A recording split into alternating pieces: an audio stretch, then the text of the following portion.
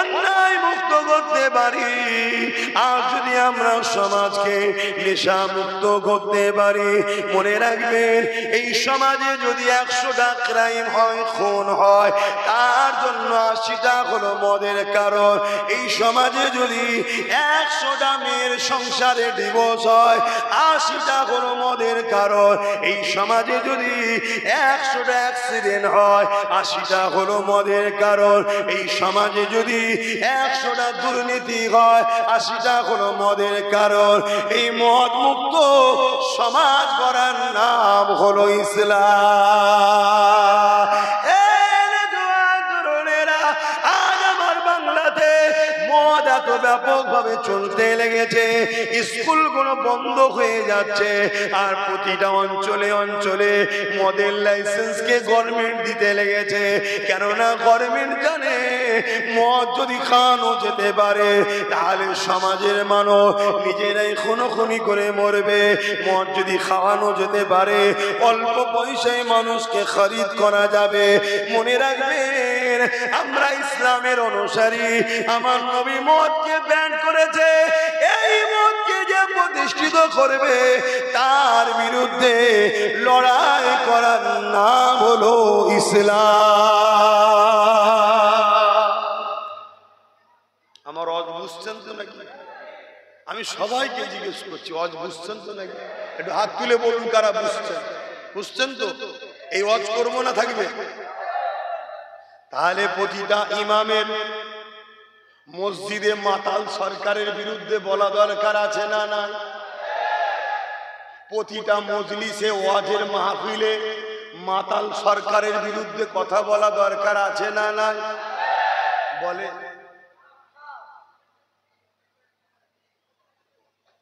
আব্বাস সিদ্দিকীর ওয়াজ শুনবেন না থাকবে? আব্বা বলবো না?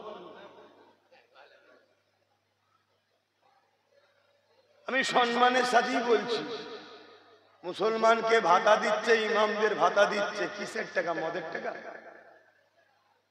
জানেন? নারী দেহ বিক্রি করার টাকা, সুদের টাকা। কই বলছে না তো? বলছে আমি দিই। একটু ভাবতে হবে না? কেন এই হারামটা খাওয়ানো হচ্ছে? এই হারামটা খাওয়ানো হচ্ছে কেন? কেন আমাদের মধ্যে যদি হারাম না ঢোকে, আমরা ইসলাম থেকে দূরে সরে যাব না। এই জন্য হারাম ঢুকানো হচ্ছে।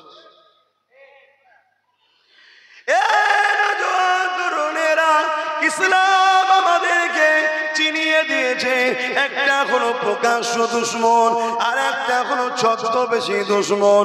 আল্লাহ নবী জানিয়ে দিলে প্রকাশ্য দুশ্মনের থেকে ছদ্মবেশী দুশ্মন হলো বেশি ভয়ানক।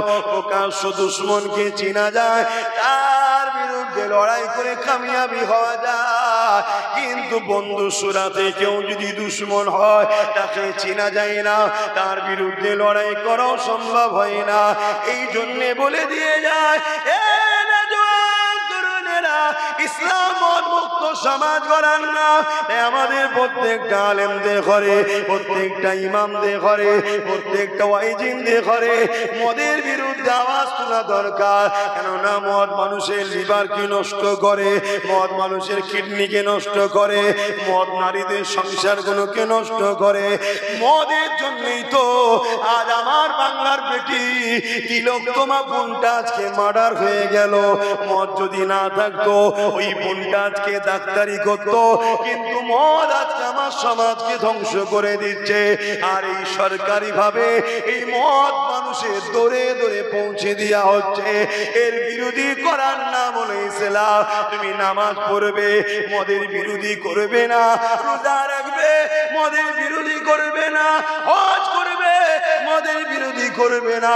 তাহলে রাসূলুল্লাহর হাদিসটা জেনে রাখা দরকার। আল্লাহ নবী জানিয়ে দিলেন দুই শ্রেণীর লোক জাহান্নামে যাবে। এক শ্রেণীর লোক হলো অন্যায় করার জন্য জাহান্নামে যাবে, আর এক শ্রেণীর লোক জাহান্নামে যাবে যে কিনা অন্যায়ের প্রতিবাদ করবে না। এই অন্যায়ের প্রতিবাদ না করার জন্য সেও যাবে জাহান্নামে। আজ মুসলিম যুব সমাজকেও মদের দিকে আসক্ত করছে, সমাজ আজকে নেশাতে আসক্ত হচ্ছে। এ আমার উলামা ভাইয়েরা, এ আমার ইমাম ভাইয়েরা, এ আমার মুসলিম সমাজের মানুষেরা, এর বিরুদ্ধে কথা বলতে হবে। কেউ যদি মনে করে আমি তো মদ খাই না, আমি তো শরাব পান করি না, মনে রাখবেন অন্যায় করলে জাহান্নামে যাবে। অন্যায়ের বিরোধী না করার জন্য জাহান্নামে যেতে হবে। দুই শ্রেণীর লোক জাহান্নামে। হযরত নবী লূত আলাইহিস সালামকে আল্লাহ পাক বলছেন, নবী লূত তোমার উম্মতের মধ্যে থেকে 30,000 লোককে আমি আল্লাহ মারবো। কত হাজার? 30,000। তার মধ্যে থেকে 80,000 লোককে মারবো তোমার উম্মতের মধ্যে থেকে। তার মধ্যে 40,000 ভালো, 40,000 খারাপ। হযরত নবী লূত আলাইহিস সালাম বলছেন, আল্লাহ ভালো লোকগুলোকে মারবেন, খারাপ লোকগুলোকে মারছেন কেন? এই খারাপ লোকগুলোকে মারবেন, ভালো লোকগুলোকে মারছেন কেন? আল্লাহ পাক বললেন, নবী লূত শোনো, খারাপ লোকগুলো তো অন্যায় করার জন্য মার খাবে, কিন্তু ভালো লোকগুলো খারাপ লোকের বিরোধী করে না কেন, তাদের সঙ্গে মেশে কেন? এজন্য আমি আল্লাহ তাদেরকেও মারব। শুনছেন তো নাকি? তাহলে অন্যায় করেই যে শুধু জাহান্নামে যাবে এমনটা নয়। অন্যায়ের বিরোধী না করলেও, জোরে বলো, এটা আল্লাহর বিধান। আল্লাহ আমাদেরকে খায়রুল উম্মাহ করেছে, শ্রেষ্ঠ উম্মাত আল্লাহ আমাদেরকে বানিয়েছে। আমাদের কাজ দুটো, অন্যায়কে মিটানো, ন্যায়কে প্রতিষ্ঠিত করা। অন্যায় মিটাতে গিয়ে যদি আপনার জেল হয়, আল্লাহর খুশির জন্য জেলে যেতে হবে। অন্যায়কে মিটাতে গিয়ে যদি আপনার জীবন চলে যায়, আল্লাহর জন্য জীবন দিতে হবে। অন্যায়কে মিটাতে গিয়ে যদি আপনার ঘরকে বুলডোজার দিয়ে ভাঙা হয়, ওটাকেও আপনাকে স্বীকার করে নিতে হবে। কেন? আল্লাহ আমাকে আপনাকে পরীক্ষা করবে। বান্দা তুই আমার ভালোবাসায় কি করিস আমি দেখব। এই মাসে ইব্রাহিম আলাইহিস সালামকে আল্লাহ পরীক্ষা নিয়েছিল, জানেন না? হ্যাঁ, ইব্রাহিম নবী কি করেছিল? নমরুদ যে অন্যায় করে, নমরুদের বিরুদ্ধে কথা বলেছিল, নমরুদের অন্যায়ের বিরুদ্ধে কথা বলেছিল। এ নওজোয়ান তরুণেরা, নমরুদের বিরুদ্ধে বলার জন্য নমরুদ ইব্রাহিম নবীকে বিশাল আগুন তৈরি করে ইব্রাহিম নবীকে ফেলে দিবার চেষ্টা করলো। আগুনটা কত বড় করেছিল, খরিকি গ্রামের মতো এত বিশাল এলাকা নিয়ে কয়েক মাস ধরে আগুন তৈরি করেছে। ওই আগুনেতে এত তীব্রতা হয়েছিল, ইব্রাহিম নবীকে ফেলার মতো উপায় ছিল না। তাই শয়তান এসে বুদ্ধি দিয়ে দিল, এ নমরুদ, ইব্রাহিমকে ফেলতে গেলে এমন করে একটা চরকি তৈরি করো, ওই চরকিতে ঘুরিয়ে ঘুরিয়ে ঘুরিয়ে ঘুরিয়ে ইব্রাহিম নবীকে টান মেরে ছুঁড়ে ফেলে দাও। ইব্রাহিম নবীকে চরকিতে তুলে দেওয়া হলো। ইব্রাহিম নবীকে বিশাল আগুনে ফেলা হবে। এ যুবকেরা, তরুণেরা, আল্লাহ পাক ইব্রাহিম নবীকে পরীক্ষা নিচ্ছে। তোমাকে আমাকে নেবে না, এটা ভাবছো কেন? ইব্রাহিম নবীর চরকি যখন ঘোরানো হতে লেগেছে, এবার আগুনে ফেলা হবে। হযরতে জিবরাইল আলাইহিস সালাম এসে ওই চরকিকে ধরে ফেলেছে। ধরে ফেলার পরে বলতে লেগেছে, এ হযরত ইব্রাহিম, আপনি যদি বলে আমি তাহলে নমরুদ বাহিনীকে এখানে তাদেরকে হাঁটিয়ে দেবো, আমার ডানা দিয়ে ঝাপটা দিয়ে তাদেরকে সরিয়ে দেবো, আপনাকে কি সাহায্য করতে হবে? ইব্রাহিম আলাইহিস সালাম বলেছিলেন, এ ভাই হযরত জিবরাইল, আল্লাহ আমাকে আমাকে পরীক্ষা নিতে লেগেছে, এই কঠিন পরীক্ষা আপনি আমাকে ডিস্টার্ব করবেন না, আপনি চলে যান আমার কাছ থেকে। আমি আল্লাহর ভালোবাসায় আল্লাহর জন্য হক কথা বলেছি, আমি জালিম নমরুদের অন্যায়ের বিরুদ্ধে বলেছি, এই জন্য নমরুদ আমাকে আগুন তৈরি করে ফেলে দিতে লেগেছে। আমার আল্লাহ পাক তিনি দেখতে লেগেছে, আমার আল্লাহ যদি ইব্রাহিমকে বাঁচাতে চান তিনার ক্ষমতা আছে বাঁচাবা।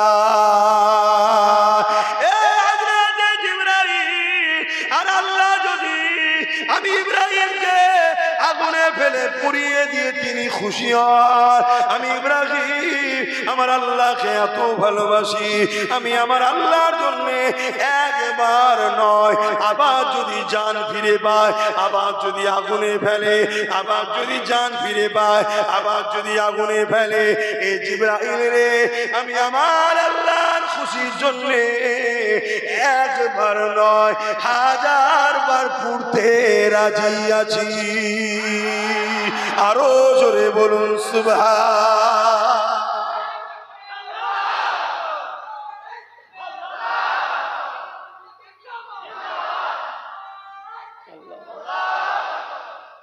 আমার আব্বা জানেরা, আমার আম্মা বোনেরা, ভাইরা, মাইকের আওয়াজে বুঝতে পারছেন তো? ইব্রাহিম নবী জালিম শাসকের বিরুদ্ধে কথা বলেছে আল্লাহর হুকুম, আর জালিম শাসক ইব্রাহিম নবীকে আগুনে ফেলছে। এমন সময় জিবরাইল আলাইহিস সালাম এসে হেল্পও করতে চাইছে।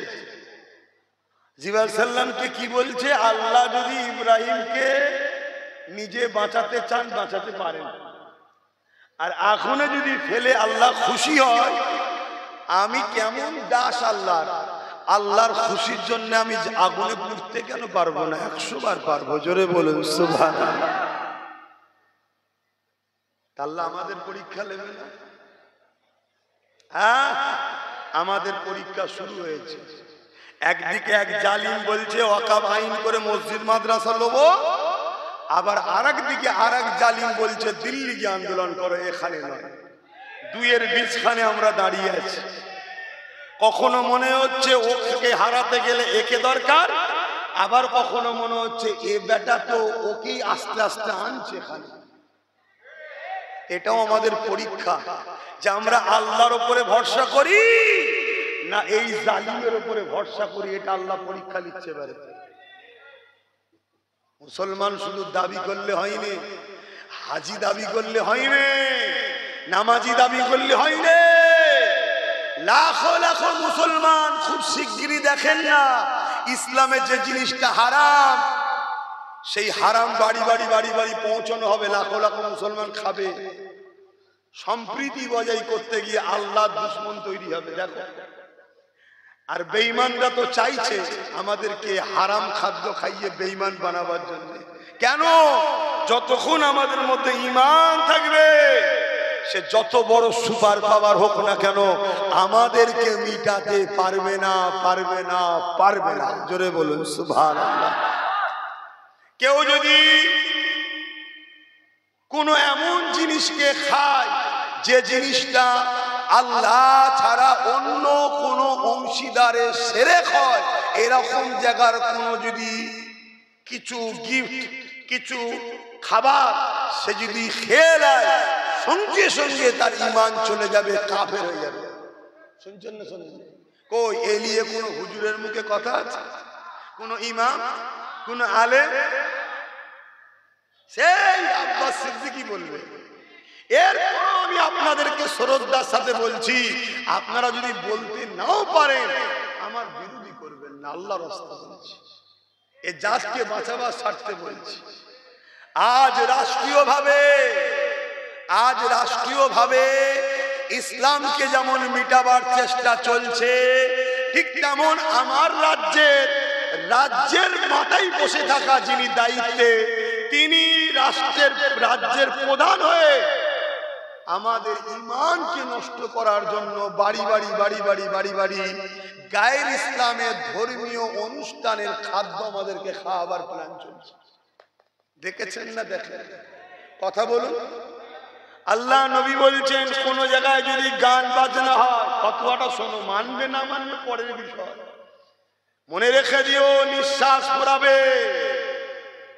মুসলমান মনে করে মিনহা খালাকনাকুম ওয়া বিহা নুঈদুকুম ওয়া মিনহা নুখরিজুকুম তাহারাতান উখরা বলে মাটি তো দিয়ে আসবে, ওই কবরে 99টা সাপ পাবে, এক একটা সাপের দুটো করে মুখ হবে, জাহান্নামের গর্ত হবে, নিঃশ্বাস কার কখন ফুরাবে কেউ জানে না। আজ আব্বাস বসে আছে, কাল সূর্য উঠবে, আব্বাস নাও উঠতে পারে। এই জিন্দেগির জন্য আল্লাহর বিরোধী হয়ে যেও না। সম্প্রীতির নাম এটা নয় যে গু গোবর খাওয়ার নাম সম্প্রীতি। শুনছেন না শোনেন? সম্প্রীতি একে বলে নাকি? সম্প্রীতি কাকে বলে? সম্প্রীতি হলো আমার দেশবাসী সবাই আমরা ভাই ভাই, সবার শিক্ষা, সবার স্বাস্থ্য, সবার কর্ম, সবার বাসস্থান সমানভাবে থাকবে। আমরা একে অপরে ভাই ভাই মিলেমিশে একে অপরের সহযোগিতা করব। এর মানে এটা নয় আমার কুরবানির গোশত হিন্দুকে খেতে হবে আর অন্য কারো জিনিস আমাকে খেতে হবে, এটার নাম সম্প্রীতি নয়। তোমার ধর্মে যেটা নিষেধ আছে তুমি করো না, আমার ধর্মে যেটা নিষেধ আছে তুমি আমাকে জোর করো না। এই মিলজুলের পরও তুমি তোমার ধর্ম করবে, আমি আমার ধর্ম করব, দিনের শেষে দেশ ও দেশবাসী মিলেমিশে থাকবো, এরই তো নাম সম্প্রীতি। একজন চিল্লাচ্ছে একজনের নামে স্লোগান, আর একজন চিল্লাচ্ছে আর একজনের নামে স্লোগান। শুনছেন তো নাকি? আল্লাহ নবী বললেন কোন জায়গায় যদি মেলা হয়, গান বাজনা বাজে, সেই জায়গার খাদ্য কেউ যদি খায় ঈমান চলে যাবে। শুনছেন তো নাকি? এটা শরীয়তের হাদিস, হুকুম। বসিরহাটের বড় মাওলানা ফতোয়া আমিনিয়া পড়ে নেবেন, পেয়ে যাবে। শুনছেন তো নাকি? আমার কথা আপনাদের অসুবিধা হচ্ছে নাকি? শরীয়ত বলছি।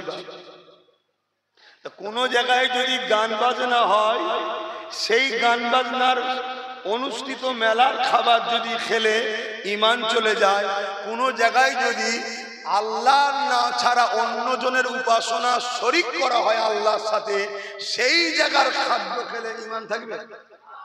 তাহলে আমাদের বেঈমান বানাবার চেষ্টা চলছে না চলে না? কেন চাইছে? প্রশ্ন তো কেন চাইছে? কেন চাইছে? মন দিয়ে শুনে রেখে দেন। এই বেঈমান গুলো দেখেছে বদরের ইতিহাস, এই বেঈমান গুলো দেখেছে খাইবারের ইতিহাস, এই জালিম গুলো দেখেছে মুতার ইতিহাস, এই জালিম গুলো দেখেছে বিশ্বের বুকে ইসলামকে মিটাবার জন্য আমেরিকা চেষ্টা করেছিল ইসলামকে মিটিয়ে দেব। আমেরিকার ডব্লিউ বুশ বলেছিল ইসলাম আমেরিকাতে রাখবো না, কিন্তু আল্লাহ পাকের মর্জি দেখো, আমেরিকার ডব্লিউ বুশের কন্যাকে আল্লাহ ইসলাম কবুল করিয়ে কোরআনের হাফেজা বানিয়ে দিয়েছে। ইতিহাস সাক্ষী দিতে লেগেছে বদরের জমিনেতে মক্কা থেকে 1000 সৈন্য আগে আসতে লেগেছে মদিনার উপরে হামলা করবে বলে। মন দিয়ে শুনে রেখে দাও যুবকেরা, ওই সময়তে দেখা যায় আল্লাহ নবীর কানে খবরটা চলে এলো মক্কার আবু জেহেল 1000 সৈন্য নিয়ে আসতে লেগেছে মদিনার উপরে হামলা করে দেবে বলে। ওই আবু জেহেলের হাতে অস্ত্র রয়েছে, ওই আবু জেহেলের হাতে তরোয়াল রয়েছে, ওই আবু জেহেলের হাতে ঢাল রয়েছে। ওই আবু জেহেল বাহিনীরা ঘোড়ার পিঠে উটের পিঠে চেপে চেপে আসতে লেগেছে। তারা মদিনার জমিনে হামলা করবে, মদিনাকে তারা মিটিয়ে দেবে। কেন মিটিয়ে দেবে? মদিনার মানুষেরা আল্লাহ নবীকে সাথ দিয়েছে, আল্লাহ নবীকে বিয়ার করেছে, আল্লাহ নবীকে আপন করে নিয়েছে, এই জন্য তাদের রাগ মদিনার উপরে। কিন্তু আমার নবী পাক যে খবরটা পেয়ে গেল, সাহাবা হুজুরকে বলতে লাগলে, এ বাবা সাহাবারা, আবু জেহেল বড় অত্যাচারী, সে বাচ্চাদের উপর দয়া করবে না, নারী নারীদের উপরেও দয়া করবে না, মুরব্বীদের উপরেও দয়া করবে না, বেটিদের উপরেও দয়া করবে না। এ আবু জেহেলকে মদিনার জমিনে ঢুকা রাখে, আমাদেরকে তাদেরকে রুখতে হবে। আমরা চলো তাদেরকে গিয়ে বুঝাই, কেননা তারা মক্কার জমিনে আছে, আমরা মদিনার জমিনে রয়েছি। কি দরকার তাদের মদিনার জমিনে এসে হামলা করবে? আমরা তাদেরকে বুঝাবো। এই কথা যখনই শুনলো আল্লাহ নবীর সাথে মাত্র 314 জন যুবক সাহাবা রওনা দিলে, এই যুবকেরা এদিকে যখন রওনা দিয়ে দিয়েছে, আর ছোট ছোট দুটো বাচ্চা ছেলে আমার মায়ের কাছে এমন করে সে বলতে লেগেছে, আম্মা জান, মদিনার জমিনে আজকে মুরব্বী সাহাবাদিওকে দেখছি, যুবক সাহাবা কোনোকে কেন দেখতে পাচ্ছি না। ওই সময় আম্মা বলেছিল, এ নবীর দিবানা আমার বাচ্চারা শুনে রেখে দাও, ওই আবু জেহেল মক্কার জমিন থেকে 1000 সৈন্য নিয়ে এসে মদিনার উপরে হামলা করবে বলে আগে এসেছে। এই মদিনার মানুষকে রক্ষা করার জন্য নবী পাকের ডাকে সাড়া দিয়ে যুবক সাহাবারা মদিনা থেকে বেরিয়ে গেছে, বদরের দিকে রওনা দিয়েছে। এই কথা শুনে ওই দুটো বাচ্চা বলেছিলাম, মা জান, বড়দের বড় বড় অস্ত্র হয়, আমাদের কি ছোট ছোট দুটো অস্ত্র দেওয়া যাবে না? কি করবে বাবা ছেলেরে? ওই সময় বলতে লাগলো, মা, আমার নবী পাকের দুশমন আবু জেহেলের বিরুদ্ধে আমরা লড়াই করতে চাই। আরো জোরে বলুন সুবহান।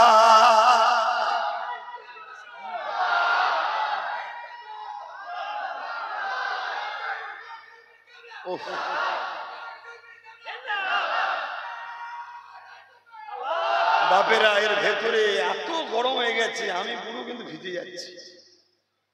এই জামাটাই আবার আমার গায়ে শুকোবে, তাহলে বুঝতে পারছেন আমার হাল কি হচ্ছে। না পানি দেবেন না, আরো অবস্থা খারাপ হবে। না না, ও হলো আবহাওয়াটাই তো গরম হয়ে গেছে। তা আমার অনেক ভাইয়েরা তারা জান্নাতে ঢুকতে চাইছে, আপনারা একটু ঢুকতে দেবেন না? কি গো, জান্নাতীরা হিংসুক হয় নাকি? আমার ভাইদেরা ঢুকতে দেবেন না? তাহলে একটু যদি পারেন আগিয়ে গিয়ে আসেন না, একটু তাড়াতাড়ি। অনেক আলোচনা আছে, সময় আবার আমার অপেক্ষা করেন না। অনেক আলোচনা আছে, অনেক বলবো। আমার যতক্ষণ জান আছে আমি বলবো, তাতে বলতে বলতে যদি মরে যায় আলাদা কথা, কিন্তু যতক্ষণ জান আছে বলবো। থাক, ডান দিকে চেপে সামনের দিকে এগিয়ে গিয়ে আসে। জান্নাতের যুবকদের ভিড় হচ্ছে, ইবলিশ ও ইবলিশের চালাদের বুকে ব্যথা হবে। তোমাদের গ্রামেও 2-5টা ইবলিশের চালা আছে না? না, আল্লাহ তাদেরকে হিদায়েত করুক, বলুন আল্লাহুম্মা আমিন। আরো জোরে বলুন আল্লাহুম্মা আমিন। আর যদি হিদায়েত না হয়, আগামী দিন এদের সঙ্গে যুদ্ধ করতে হবে। রাজি আছেন তো নাকি? এই রাজি আছেন না? না, কারণ ইসলামের দুশমন যারা হবে তাদের সঙ্গে আমাদের লড়াই চলবে, ঠিক না বে ঠিক? কোনোভাবে পিছুবার জায়গা নাই। তাড়াতাড়ি আসেন, তাড়াতাড়ি আসেন। তো ভাইরা আমার, কি কথা বলছিলাম? দুটো বাচ্চা, মা তাদের কথা শুনে বড় খুশি হলো। মা তাদেরকে বুকায় জড়িয়ে ধরে চুমা দিল। বাবা, আমি ধন্য, তোর মতো বাচ্চাকে আমি পেটে ধরতে পেরেছি। জোরে বলুন সুবহানাল্লাহ। তুই মুহাম্মদ রাসূলের জন্য, দ্বীনের জন্য, ইনসাফের জন্য, ইনসানিয়াতের জন্য, মানবতার জন্য, গরিবের জন্য, মানুষের জন্য তোর মনে যে এই চিন্তা ভাবনা আছে, সন্ত্রাসের বিরুদ্ধে লড়ার মন মানসিকতা এই বাচ্চা বয়সে তোদের রয়েছে, আমি মা বড় গর্বিত। বাবা, তুই যদি রাসূলুল্লাহর জন্য লড়তে গিয়ে শহীদ হয়ে যাস, কিয়ামতের দিনে আমি তোর মা, শহীদের মা হয়ে উঠবো। জোরে বলুন সুবহানাল্লাহ, আরো জোরে বলুন সুবহানাল্লাহ। আর আজকে আল্লাহু আকবার, আর আজকে আমাদের মায়েরা কি বলে? সব মা নয়, কিন্তু কিছু মা আছে তো, বাবা মসজিদের জন্য যাস না, মাদ্রাসার জন্য যাস না, ও আকাম আইন হয়েছে হোকে যা, শাসকের বিরুদ্ধে যাস না, দালালি করে খেতে হয় খেগে যা বাবা, খবরদার বিরোধী করতে যাস না। এ আমার আম্মা, এ আমার আব্বা জানেরা, সন্তান তোমার, ঠিকই কথা, মনে রেখে দিও এই জমিনে হাজারো বাপ মা আছে, হাজারো চেষ্টা করে সন্তান আল্লাহ দেয়নি। আল্লাহ তোমাকে সন্তান দিয়েছে তোমার পরীক্ষা নিবার জন্য। তোমার কাছে সন্তান আগে না আল্লাহ রাসূল আগে? সেই দিনের জন্য তুমি তোমার বাচ্চাকে আটকে রেখে দিচ্ছ, দিনের দিকে যেতে দিচ্ছ না। মনে রেখে দিও ওই সন্তানকে আল্লাহ এমন বিস্ফোরা তৈরি করবে, ওর হাতে তোমাকে আল্লাহ লাঞ্ছিত করবে, ওর হাতে আল্লাহ তোমাকে মার খাওয়াবে, ওর হাতে আল্লাহ তোমাকে অপমানিত করবে, এবং কিয়ামতের দিনে ওই বাচ্চার কারণে তুমি জাহান্নামে যাবে। এটা মনে রেখে দিও আমার মা বাপেরা, এটা মনে রেখে দিও। তোমার বাচ্চা যখন ইসলামের দুশমনদের ঝান্ডা ধরে যায়, তুমি বাপ মা তখন বাধা দিও না, তখন তুমি বলছো বাবা ঠিক আছে যা যা। আর তোমার বাচ্চাটা যখন মুহাম্মদ রাসূলের ঘরের ছেলে, নবী বংশের আওলাদ, আর কুরাইশ বংশের বাচ্চা, আব্বাস সিদ্দিকীর ঝান্ডা ধরে আহলে সুন্নাত ওয়াল জামাতের ঝান্ডা ধরে যখন যায়, মা আছে অনেক, বাপ আছে অনেক, তাদেরকে রুখতে চাও, যাসনি বাবা। আব্বাসের সঙ্গে শাসকের লড়াই আছে, বলে না বলে না, মারে। শাসক আমার জমি মেরে লাইনে, শাসক আমার চাকরি মেরে লাইনে, শাসক আমার কিছু ক্ষতি করে দেয়নি, শাসক আমার কিচ্ছু করতে পারবেও না। মা, শাসকের সঙ্গে আমার লড়াই, শাসক হলো জালিম আর আমার নবী হলো মজলুমের সাথী, তাই আমিও মজলুমদের হয়ে কথা বলি। জোরে বলুন সুবহানাল্লাহ। শাসক মাদ্রাসাকে মিটাতে চায়, শাসক মসজিদকে মিটাতে চায়, শাসক যখন কেন্দ্রের বিরুদ্ধে কথা বলবো, শাসকের তখন বুকে ব্যথা হয় যে বাংলায় মসজিদ মাদ্রাসা নিয়ে কথা বলা যাবে না। অতএব এত বড় মসজিদের বিদ্বেষ, এত বড় কোরআনের দুশমন, এত বড় ইসলামের দুশমন, এই শাসকের বিরোধী করা, এটা আব্বাস সিদ্দিকীর ঈমানের পরিচয়, তাই আমি এর বিরোধী করি না।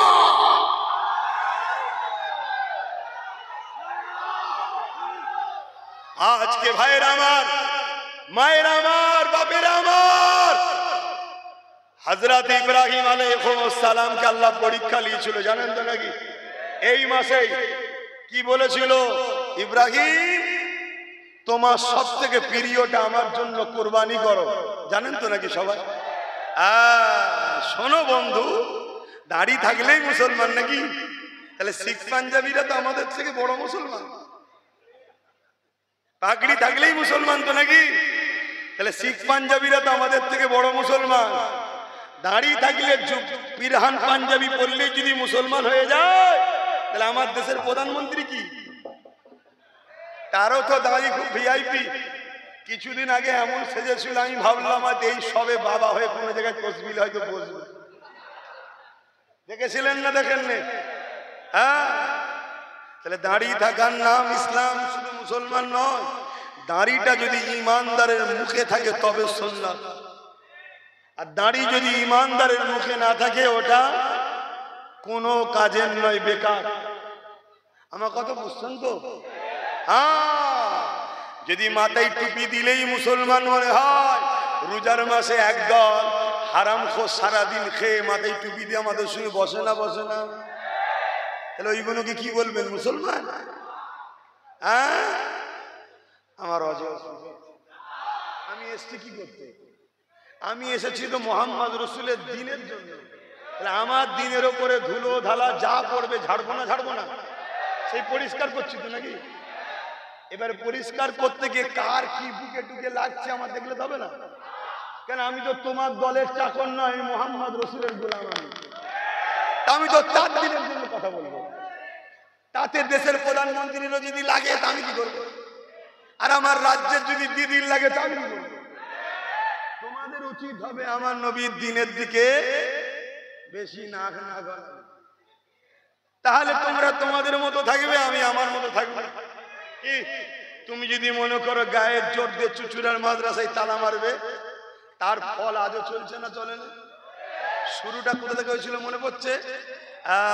আমি এ লাইনের লোক নয়, আমি অন্য লাইনের লোক ছিলাম, কিন্তু চুচুড়ার মাদ্রাসায় যখন তালা মেরেছিল সেই দিন খুলতে গিয়ে আমাকে র্যাবের ভয় দেখানো হয়েছিল, র্যাব নামানো হয়েছিল মারবে বলে। আমি বলেছিলাম আজ আমরা 14-15 হাজার লোক আছি, যদি আজ মারিস কালকে যেখানে পাবো মেরে ওসুল করে নেবো। স্পষ্ট কথা তো রে বাবা, দেশটা কারো বাপের নয়, দেশটা কারো বাপের নয়। তুমি যদি মনে করো আমার তো ক্ষমতা যে পিটিয়ে ঠান্ডা করে নেবো, কিছুক্ষণের জন্য মার খেয়ে নেবো, কিন্তু পরের ক্ষণে তৈরি হয়ে পিটিয়ে শান্তি করবো। সোজা সুজি কথা। যদি মনে করো হুজুর কি কথা বলছে, আরে রেখে দিকে যাও হুজুর। হযরত ওমর ফারুকের থেকে বড় নাকি আব্বাস সিদ্দিক? হ্যাঁ, ওমর ফারুক কি করেছিলেন? হ্যাঁ, যখন রাসূলুল্লাহর হাতে হাত দিলেন, দিবার পরেই কাবার সামনে চলে গেলেন, যে বলতে লাগলেন আশহাদু আল্লা ইলাহা ইল্লাল্লাহ ওয়া আশহাদু আন্না মুহাম্মাদান আবদুহু ওয়া রাসূলুহু। মক্কার মুশরিকদের লিডাররা সব আগিয়ে চলে এসেছে। আরে কার এত সাহস, প্রকাশ্য মক্কায় কলেমা পড়ছে, যত দেখি সব অস্ত্র নিয়ে বেরিয়েছে মারবে বলে। বেরিয়ে দেখছে ওমর ফারুক পুরো ডিস ব্রেক মেরে দাঁড়িয়ে গেছে। ওমর বলছে আই আমার নবীকে অনেক কষ্ট দিয়েছিস, আমার নবীর সাহাবাদেরকে অনেক মেরেছিস, এবারে উমারের চাই যদি মায়ের দুধ খেয়ে থাকি আমার সাথে লড়বি। আর আমি উমার, তোর স্ত্রীকে যদি বিধবা করতে চাস আমার সামনে আয়। সব আস্তে আস্তে ঘরে ঢুকে দরজা দিয়েছে। তাহলে কি বুঝলেন? ভালোকে ভালোবাসার নাম ইসলাম, অন্যায়কে মিটাবার নাম। তুমি ভালো কাজ করো, ভালো বলবো। তুমি ভালো কাজ ছেড়ে দিয়ে মানুষের রুজি রুটি শিক্ষা স্বাস্থ্য কর্মসংস্থান ছেড়ে দিয়ে তুমি ইসলামকে মিটাবার জন্য উঠে পড়ে লেগেছো, তা তোমাদেরকে ছেড়ে দেবো নাকি? অন্য কে কি বলবে, কে কি করবে, কে কে দা করবে আমার দেখার দরকার নেই। হ্যাঁ, আমি জানি এই মুসলমানি কেউ 5,000-এ বিক্রি হয়, কেউ 1 লাখে বিক্রি হয়, কেউ একটু লাল আলো পেলে বিক্রি হয়, কেউ বুলো আলো পেলে বিক্রি হয়, কেউ চায় আমার আগে দুটো পুলিশ গাড়ি থাকবে, পিছনে পুলিশ গাড়ি থাকবে, আমি দালালি করব। যার যেটা খুশি হচ্ছে করতে পারে, কিন্তু মনে রাখবে কেউ যদি হারামখোর হতে পারে, তা বলে আমি আব্বাস সিদ্দিকী কেন হতে যাব? আমি তো আমিনার লালের কাছে বিক্রি হয়ে গেছি, অন্য কোন জায়গায় আর বিক্রি হওয়া যাবে না। তুমি গাদ্দার হতে পারো, তুমি হারামখোর হতে পারো, তুমি চিটিংবাজ হতে পারো, তুমি কুস্তাকে রাসূল হতে পারো, তুমি কাফেরের সাথ দিতে পারো, তুমি ইসলামের দুশমনের সাথ দিতে পারো, কিন্তু মুস্তাফার জন্য জান দেব অঙ্গীকার করে নিয়েছি আমরা। কেন? আমরা হলাম হুসাইনি মুসলমান, আমরা এজিদি নয়, আমরা এজিদি নয়, আমরা হোসাইনি। বলো হোসাইনি, হোসাইনি, হোসাইনি, হোসাইনি, নারায়ে তাকবীর।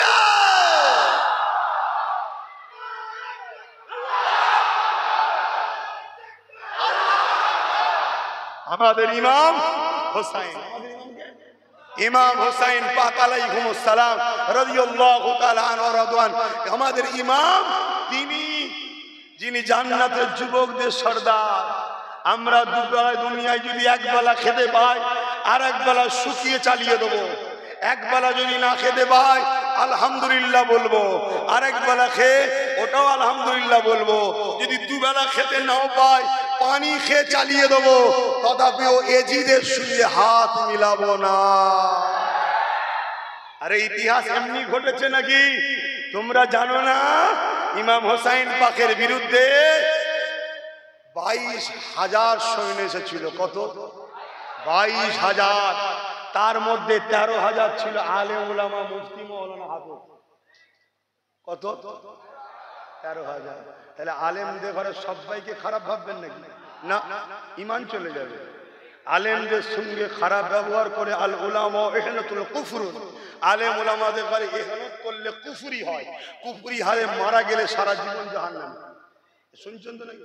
তাহলে আলেম দুই ধরনের, একটা খায়রুল উলামা, একটা শাররুল উলামা, একটা ভালো উলামা, একটা খারাপ উলামা। ভালো উলামা চিনবেন কি করে? কয়েকটা নমুনা বলে যাচ্ছি। ভালো উলামা তোমাদের ঘরে নবীর সঙ্গে জুড়তে চাইবে, জোরে বলুন সুবহানাল্লাহ। ভালো উলামা যখন মুখ খুলবে ডায়ে বায়ে সামনে পিছু দেখবে না, কে ক্ষমতায় আছে, কে কি করবে, কার হাতে পুলিশ, কার হাতে মিলিটারি, ও সব দেখবে না। ও দেখবে আল্লাহ রসুলকে খুশি করতে হবে। জোরে বলুন সুবহানাল্লাহ। ভালো উলামার নমুনা কি? ভালো উলামার নমুনা কি? সময়ের জালিম শাসক তার বিরুদ্ধে থাকবে। মনে থাকবে? ইমামে আজম তিনার বিরুদ্ধে সময়ের জালিম শাসক ছিল। ইমাম মালিক তিনার বিরুদ্ধে সময়ের জালিম শাসক ছিল। ইমাম বুখারী তিনার বিরুদ্ধে সময়ের জালিম শাসক ছিল। ইমাম সুফিয়ান সাউরি তিনার বিরুদ্ধে সময়ের জালিম শাসক ছিল। সুলতানে হিন্দ আতায়ে রাসূল মঈনুদ্দিন আজমিরির বিরুদ্ধে সময়ের শাসক ছিল। মুজাদ্দিদ আল-ফেসানি সময়ের শাসক আকবর ছিল। আমার মুর্শিদ মুজাদ্দিদ জামান দাদা খুদো সময়ের শাসক ব্রিটিশ তার বিরুদ্ধে ছিল। হাক্কানি উলামাদের নমুনা বলে যাচ্ছি, জালিম যদি শাসক হয়, যে আলেমের বিরুদ্ধে থাকবে জানবেন ওই আলেমটা হক। এই মাথায় থাকবে তো? হ্যাঁ, যেমন রু তেমন ফেরেশতাই হবে। তোমরা যেমন, তোমাদের হুজুরটাও এখন তেমনই হবে। তুমি ভেবনি তোমরা দাদা হুজুরের মতো হুজুর পাবে, কেন তোমার আব্বারা ছিল তোমাদের থেকে অনেক ভালো। কথা বুঝছেন না? বুঝেন? দাদা হুজুর খুঁজতে গেলে হবে না, আমাদের মধ্যে থেকে খুঁজে নিতে হবে তোমাদের মধ্যে হুজুর আছে। কে বলেছে? কথা মাথায় ঢুকছে না? ঢোকে না? সময়ের শাসক যদি জালিম হয় তার বিরুদ্ধে থাকবে, জালিম না হলে বিরুদ্ধে থাকবে। ভাইয়েরা আমার, চলে আসুন। যে কথা বলছিলাম, কোন কথা বলতে গিয়ে চলে গেলাম? বদরের কথা বলবো তো একটু নাকি? আহা, কত কষ্ট করে ইসলামটা এসেছে। এই মসজিদের জন্য, এই দাড়ি টুপির জন্য, এই মাদ্রাসার জন্য, এই ইনসাফ ইনসানিয়াতের জন্য আল্লাহ নবী পুরো রক্তাক্ত হয়েছে। আর তুমি সেই নবীর কলমা পড়ে নবীর দুশমনদের সঙ্গে হাত মিলাচ্ছ। নবীর দুশমনের সঙ্গে হাত মিলাচ্ছ, তুমি বলছো আমি মুসলমান। তুমি মুনাফিক ছাড়া দ্বিতীয় কিছু নও। আর মুনাফিক দেখতে সুরাতে সকলে হুবাহু মুসলমান হয়, কিন্তু তার দিলটাতে হুজুর থাকে না। বাবেরা, নওজোয়ান তরুণেরা, এ নবী বাগে প্রেমিকেরা, মন দিয়ে শুনেলেন, বদরের ময়দানে আল্লাহ নবী পৌঁছে গেলে, কেননা এমন করে আবু জেহেল উতবা সাইবাকে রুখবে বলে নবী আমার যেতে যেতে বদর প্রান্তের আবু জেহেলের সঙ্গে দেখা হয়ে যায়। আল্লাহ নবী আবু জেহেলকে বুঝাতে লাগলো, এ আবু জেহেল, কেন তুমি গায়ের জোর দেখে মদিনার উপরে হামলা করতে এসেছো? যাও, আমি তোমার সঙ্গে মীমাংসা করতে যায়। তুমি মক্কায় ফিরে যাও, আমাকে মদিনায় থাকতে দাও। আমি তো মক্কায় যাচ্ছি না, তুমি তোমার মক্কায় থাকো, আমি মদিনাতে থাকি। তুমি মক্কায় ওখানে থাকো, আমি মদিনায় থাকি। কেন তুমি মদিনার উপরে হামলা করতে এসেছো? এ যুবকেরা, আল্লাহ নবী মীমাংসা চেয়েছিল, মন দিয়ে শুনবেন। আল্লাহ নবী কিন্তু লড়াই করতে যায়নি। নবী আমার মীমাংসা চেয়েছিল, নবী আমার ডিফেন্স করতে চেয়েছিল, নবী আমার মীমাংসা করতে চেয়েছিল। কিন্তু আবু জেহেল দেখতে লেগেছে মুহাম্মদ মুস্তাফার হাতে খালি হাত রয়েছে, আর মাত্র 313 জন রয়েছে। আমার নবী পাকের সংখ্যা কম, 313 জনকে দেখে এবং সাহাবারা খালি হাতে রয়েছে, এই অবস্থাটা দেখে আবু জেহেল ভাবতে লাগলো এই সুযোগ থেকে কাজে লাগাতে হবে। কেন আমরা 1000-এর উপরে রয়েছি, আমাদের হাতে অস্ত্র রয়েছে, আমাদের হাতে ঢাল রয়েছে, আমরা যুদ্ধে সেজে গুজে রয়েছি, আর মুহাম্মদ রাসূল তার সংখ্যা 313 জন এবং খালি হাতে রয়েছে। এই সুযোগে এদের সবাইকে মেরে দিতে হবে। যেমন আজকে আমার দেশের প্রাইম মিনিস্টার ভাবতে লেগেছে মুসলমানদের সিএম নেই, মুসলমানদের মন্ত্রী নেই, মুসলমানদের ডিএম নেই, মুসলমানদের পুলিশ নেই, মুসলমানদের জজ নেই, মুসলমানদের উকিল নেই, মুসলমানদের আদালত কি বলে মিলিটারি নেই। এই সুযোগে মুসলমান দিয়াকে মেরে দিতে হবে। এই মনে রাখবেন, আবু জেহেল এই স্বপ্ন দেখেছিল, আল্লাহ আবু জেহেলের ঘুম ভাঙিয়ে দিয়েছে।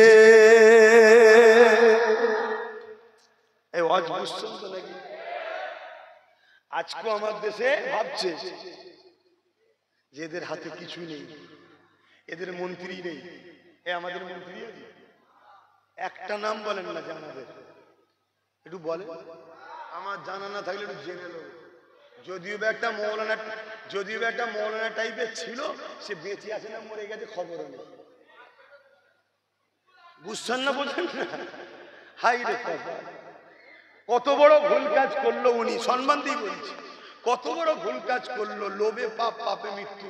উনি যে জায়গায় দাঁড়িয়ে ছিল, যদি আজকে উনি যদি ধরে থাকতো, আজকে তো পুরো বাংলার হিরো, ঠিক না বেটি?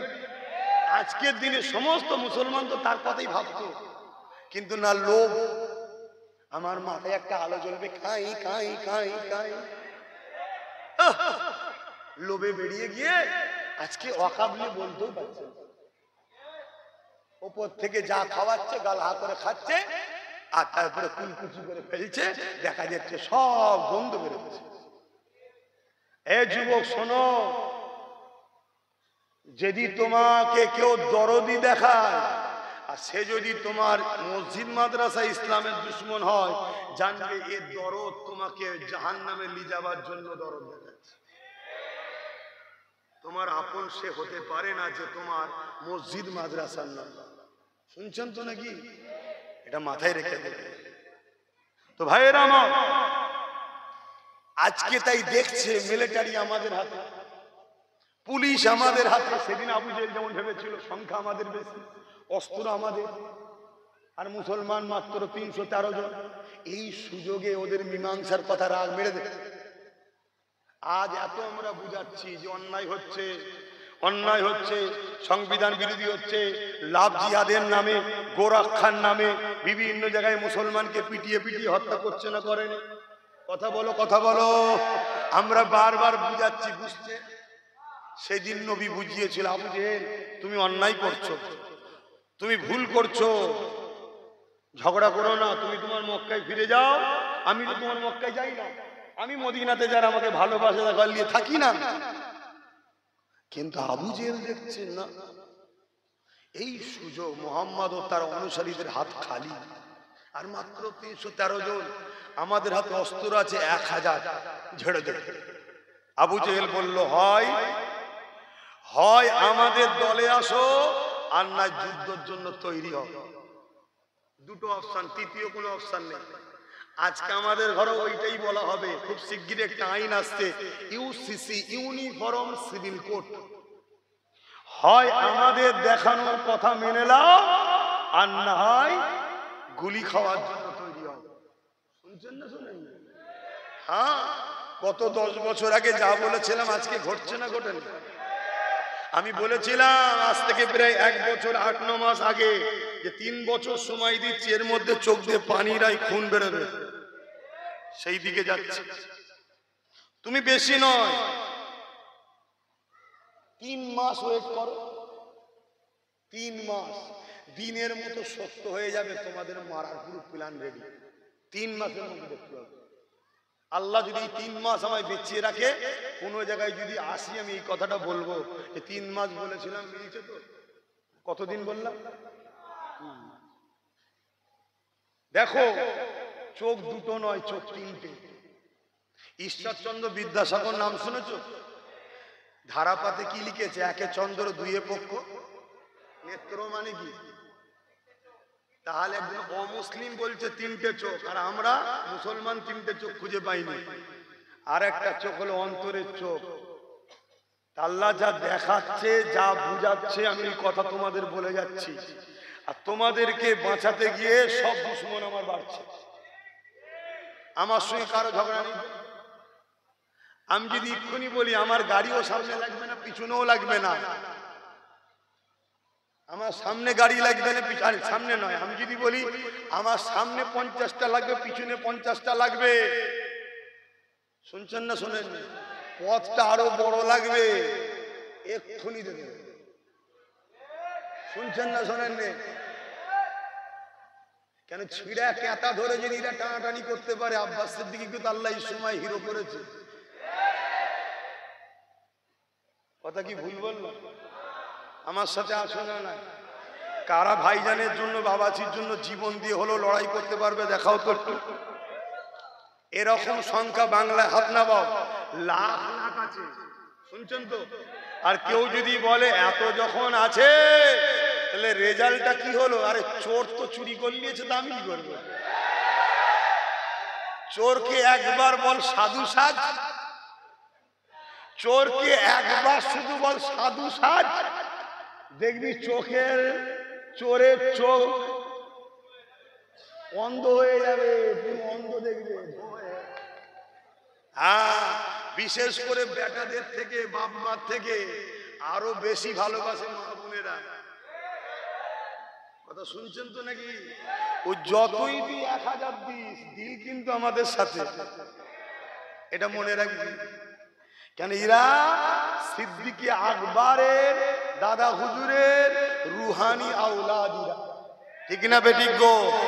হ্যাঁ, কখনো কখনো ভুল বুঝিয়ে একটা দুটোকে ইদিক উদিক করে দেওয়া যায় ঠিকই, কিন্তু সময় এলে সব দেখবেন ঠিক হয়ে যায়। কিন্তু চোর যদি চুরি করে ফেলে আমার ছেলেরা কি করবে? তবে ছেলেরা কিন্তু অনেক শিখে গেছে চোর ধরা, নাকি শিখেছো তো নাকি? কবাডি খেলা দেখেছেন? কবাডি খেলা, হাডুডু, কবাডি কবাডি কবাডি করে খেলে। এক একজনে এমন ভাবে পা ধরে, পা খুলে চলে যাবে, তো ওই পাটা নিয়ে যেতে পারবে না। চোর ওইভাবে ধরতে হবে, শুনছেন? কেন আগামী দিন আমাদের এই দেশে বাঁচে থাকার একটা বড় লড়াইয়ের ব্যাপার আছে। তো যাক, আমি বদরের কথাটা একটু বলে নিই, কেন আপনাদেরও কষ্ট হচ্ছে গরমের মধ্যে। এর ভেতরটা কত গরম আপনারাও বুঝতে পারছেন। সব ভেতর ঘেমে ঘেমে ঘেমে ঘেমে নাচছে। আল্লাহ নবী, নূর নবী, দয়ার নবীকে যখন আবু জেহেল বলল দুটো কথা, হয় আমাদের দলে চলে আসো, না হয় লড়াইয়ের জন্য প্রস্তুত হও। আল্লাহ নবী বললেন, সাহাবারা জুলুমের পক্ষে যাবে? কি গো, জুলুমের পক্ষে যাবে? সাহাবারা বললেন, জি না ইয়া রাসূলুল্লাহ। আল্লাহ ও রাসূলের বিরুদ্ধে যাবে? সাহাবারা বললেন, জি না ইয়া রাসূলুল্লাহ। আল্লাহ নবী বললেন, অত্যাচার জুলুম করাটা ইসলামে হারাম, অতএব এরা হলো অত্যাচারী, এদের পক্ষে যাবার ব্যাপার নেই। দ্বিতীয় অপশন যেটা হলো লড়াই করতে, এরা বলছে চলো বাবা আমরা লড়াইয়ের জন্য, ডিফেন্সের জন্য প্রস্তুত হয়ে যাই। জোরে বলুন সুবহানাল্লাহ। এদের যখন শখই গেছে, আমরা ডিফেন্সের জন্য তৈরি হই। কিসের জন্য? ডিফেন্স। তাহলে ইসলামের ডিফেন্স করা কি ফরজ? ইসলামের ডিফেন্স করা কি ফরজ? আজকে কেউ যদি মনে করে আমাদেরকে মিটাবো, আমরাও ডিফেন্সের জন্য তৈরি হওয়া দরকার আছে না? না, এটা ফরজ হতেই হবে, হতেই হবে, ইসলামের হুকুম এটা। দ্বিতীয় নম্বর, রাসূল পাক সাল্লাল্লাহু আলাইহি ওয়াসাল্লাম সাহাবাদেরকে যখন বললেন তৈরি হও ডিফেন্সের জন্য, সাহাবা হুজুররা বলেন, ইয়া রাসূলুল্লাহ ওদের হাতে অস্ত্র আছে, ঢাল আছে, ওদের সংখ্যা 1000, হুজুর আমাদের হাতে তো কিছু নেই, আমরা তো সোলে মীমাংসা করতে চেয়েছি, এরা তো শুনতে চায় না। আল্লাহ নবী বললেন, বাবারা আমাদের হাতে কিছু নেই তো কি হয়েছে, আমাদের আল্লাহ তো আছে। জোরে বলুন সুবহানাল্লাহ, আরো জোরে বলুন সুবহানাল্লাহ। খাজুর বাগানের এলাকা, আল্লাহ নবী বললেন খাজুরের ডাল্লাও বিসমিল্লাহ বলে দাঁড়িয়ে যাও, খাজুরের ডাল্লাও বিসমিল্লাহ বলে দাঁড়িয়ে যাও। সাহাবারা খাজুরের ডাল হাতে তুলে নিলেন, দাঁড়িয়ে গেলেন। আর নবী পাক সাল্লাল্লাহু আলাইহি ওয়াসাল্লাম কাতার ঠিক করছে। যুদ্ধের যে প্রস্তুতি আগে হয়, সেই প্রস্তুতির ট্রেনিং রাসূল পাক সাল্লাল্লাহু আলাইহি ওয়াসাল্লাম দেখছেন কাতারে। আর ওই দুটো বাচ্চাকে রাসূল দেখতে পেয়ে গেছে, যারা হুজুরের কাতারে এসে ধীরে পড়ে এসে জয়েন্ট হয়েছে। আমার আম্মা বাপেরা দেখো দেখো, ছেলে চলে যাবে, থাকবে না। আল্লাহ নবী বাচ্চা দুটোকে দেখে বলতে লাগলো, বাবারা তোমরা এই ময়দানে কি করছো? বাবা এটা কোনো খেলা করার জায়গা নয়। জালিমরা মানতে চায়নি, তারা লড়াইয়ের জন্য প্রস্তুত নিয়েছে, তারা আমাদেরকে ওপরে হামলা করবে, আমাদেরকে ডিফেন্সের জন্য তৈরি হতে হবে। তবে বাবা ছেলেরা, তোমরা ছোট ছোট বাচ্চা, এই ময়দান তোমাদের জন্য নয় বাবা, তোমরা তোমাদের ঘরে ফিরে চলে যাও বাবা। ওই বাচ্চা দুটো বলতে লাগলো, ইয়া রাসূলুল্লাহ হাবিবাল্লাহ, আমরা যখন খবর পেলাম আপনারা আবু জেহেলের জন্য এমন করে তাদের পথকে আটকাবার জন্য মক্কায় যেন ঢুকেন, মদিনায় যেন ঢুকে না পড়ে, এই খবর যখনই পেয়েছি আমরা আমাদের মাকে বলে আপনার পাশে দাঁড়াবার জন্য এসেছি। ইয়া রাসূলুল্লাহ, হাবিবাল্লাহ, আবু জেহেল সম্বন্ধে আপনার মুখ থেকে অনেক বয়ান শুনেছি। যখনই আবু জেহেলের নাম শুনেছি আমরা বুঝতে পেরেছি ওই আবু জেহেল কখনো সঠিক রাস্তায় আসবে না। এই জন্য আম্মাকে বলে ছোট ছোট দুটো ছুরি আমরা এনেছি। ইয়া রাসূলুল্লাহ, হাবিবাল্লাহ, মা বড় খুশি হয়েছিল যখন আমরা বলেছিলাম আবু জেহেলের বিরুদ্ধে লড়াই করব। মা বড় খুশি আমাদেরকে বিদায় দিয়েছে। আল্লাহ নবীর চোখটা ছলো ছলো হয়ে গেল। আই জমিনের উপরে আমাকে কত ভালোবাসে, আল্লাহকে কত ভালোবাসে। এই সময়তে নবী বললে, ঠিক আছে বাবা, তারপরও বাচ্চাদের ঘরে লড়াইয়ের ময়দানে থাকতে না, তোমরা ঘরে চলে যাও বাবা। ওই ছেলে দুটো বাইনা করতে লাগলো। আল্লাহ নবী তাদের দুজনের বাইনা দেখে বড় ভাইটাকে নবী আমার ইজাজত দিয়ে দিলে, ঠিক আছে দুই ভাইয়ের মধ্যে বড় ভাইটা থাকো, ছোট ভাইটা ঘরে চলে যাও।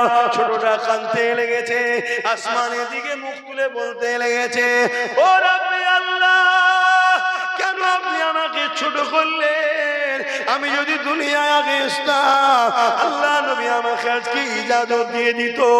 কিয়ামতের দিনে আমি বলতে পারতাম, আল্লাহ আমি কি করেছি জানি না, তবে বদরের ময়দানে শয়তানদের বিরুদ্ধে আপনার বন্ধুর পাশে দাঁড়িয়েছিলাম। এ যুবকেরা, তরুণেরা, আমাদের দ্বারাও কি লাভ হবে, কি কাজ হবে আমরাও জানি না। কেন ফাইসালরা আল্লাহর হাতে, তবে কিয়ামতের দিনে বলতে পারবো আল্লাহ অর্থের লোভ দিয়েছিল, যাই না।